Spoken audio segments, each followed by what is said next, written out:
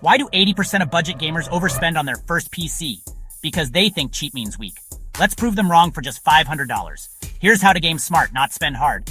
First up, CPU, grab a Ryzen 5 5500 solid performance under $100.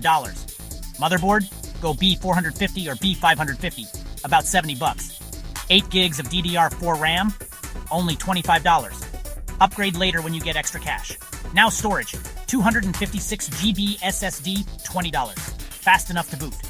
GPU time, go used. GTX 1660 or RX 580 around $100 on eBay. Power supply, don't cheap out. 500W bronze rated $40. Case, grab a budget mid-tower for $40.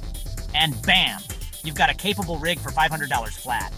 It runs Fortnite, Apex, even Elden Ring at decent settings. Who said you need a fat wallet to game hard? Like, follow and game smarter, not richer.